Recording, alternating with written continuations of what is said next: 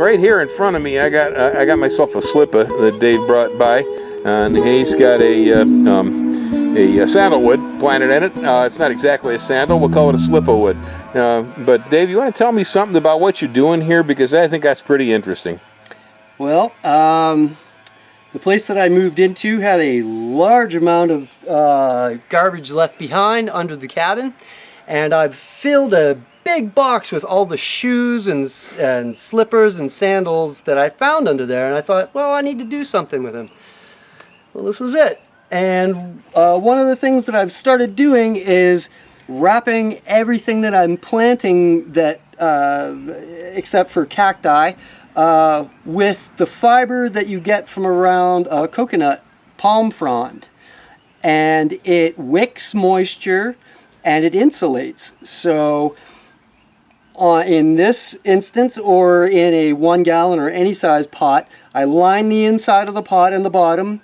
It keeps the dirt from falling out of the holes, and it wicks moisture up or down depending on where it's being watered from.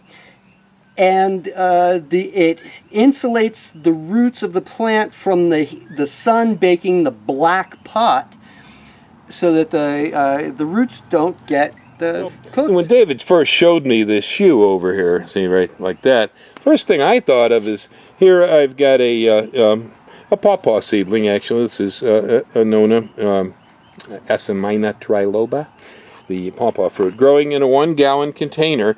And here I'm using a synthetic textile, a geotextile. It's a weed block type material, as a disc to keep the weeds from coming up around my plants in the nursery here. And I think it works really slick. But I have to pay for these, and of course they are a geotextile, which is probably made from petroleum, like most plastics and so on.